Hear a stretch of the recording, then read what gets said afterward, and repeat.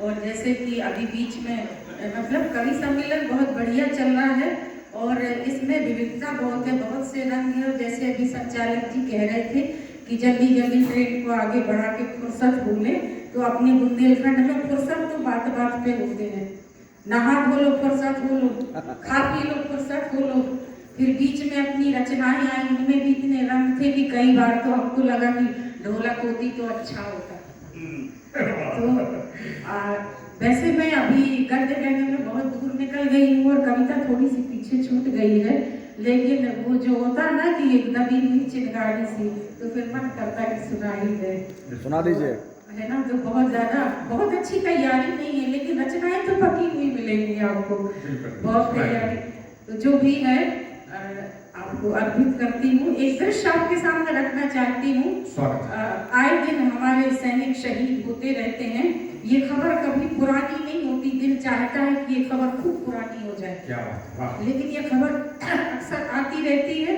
और हम जो दूर कहीं बैठे हुए हैं, सीमाओं से बड़े भाग्यशाली हैं हम उत्तर प्रदेश में रहने वाले, कि हम सीमाओं से बहुत दूर हैं और लगभग सुरक्षित से हैं।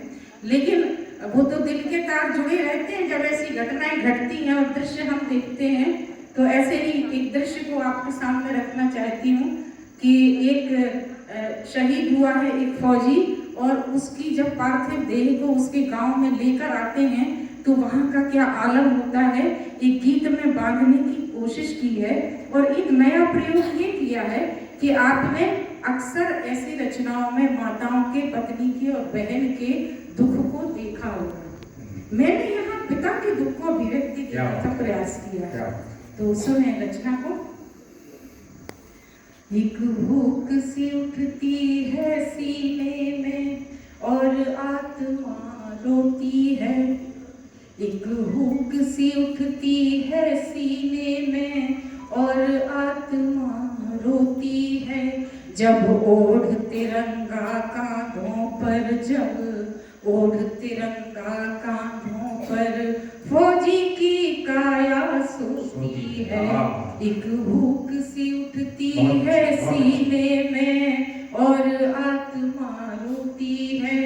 जब ओढ़ तिरंगा कांधों पर, जब ओढ़ तिरंगा कांधों पर फौजी की काया सोती है।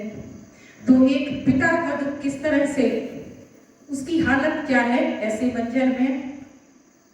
दे मातृभूमि की सेवा में जिसने बेटे पर किया नाज। दे मातृभूमि, लोग बड़े गर्व से बताते हैं, भर्तियां होती रहती हैं, हमारे 12वीं पास लड़के जाते हैं स्कूल के, और माता पिता उस समय हमें लगता है कि सेना में गए हैं, बड़ा रिस्क फैक्टर है, लेकिन वो तो बड़े गर्व से बताते हैं। दे मातृभूमि की सेवा में जिसने बेटे पर किया नाज। लेकर पहाड़ जैसे दुख को वो पिता पछाड़े खाए आज। वो पिता पछाड़े खाए आज। सूरज पर टूटा अंधकार, सूरज पर टूटा अंधकार, दीपक ने खोई ज्योति है। जब ओढ़ तिरंगा कांधों पर, जब ओढ़ तिरंगा कांधों पर फौजी की काया सोती है। एक भूख सी उठती है सीने में और आत्मा रोती है। जब ओढ़ तिरंगा कांधों पर फौजी की काया सोती है। और जिस तरह के दृश्य हमें देखने को मिलते हैं कि वो पार्थिव देह आई है, और जिस गांव का, जिस कस्बे का, जिस मोहल्ले का वो नौजवान बेटा है, वहां पर वहां की गलियां और दीवारें तक रोने लगती हैं। उस दुख को देखिएगा इन पंक्तियों में कि लाखों दिल गम में डूबे हैं, लाखों दिल गम में डूबे हैं, उमड़े हैं दरिया भावों के। लाखों दिल गम में डूबे हैं, उमड़े हैं दरिया भावों के। आंखें तो फिर भी आंखें हैं, आंखें तो फिर भी आंखें हैं, गीले हैं आंचल माँ गीले हैं आंचल पाँव के, रोती हैं गलियां जार जार, रोती हैं गलियां जार जार।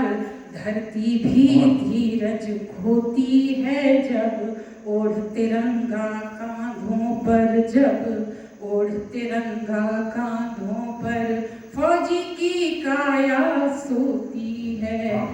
लेकिन इसके बाद भी मैंने तो कभी किसी को नहीं देखा कि कोई कहे कि इस डर के कारण हमें अपने बालक को सेना में नहीं भेजना, कभी नहीं सुना मैंने तो ऐसा।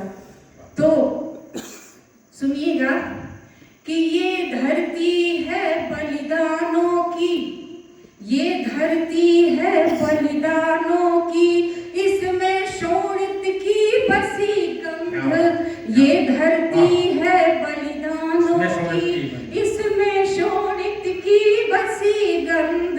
ये समर भूमि की कविता है, ये समर भूमि की कविता है। जन जन की पीड़ा बनी छंद, जन जन की पीड़ा बनी छंद।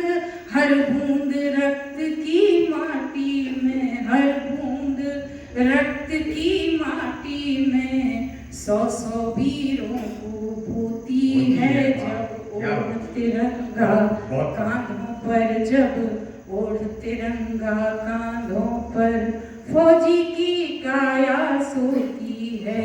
एक भूख सी उठती है सीने में और आत्मा रोती है जब ओढ़ तिरंगा कांधों पर, जब ओढ़ तिरंगा कांधों पर फौजी की काया सोती है।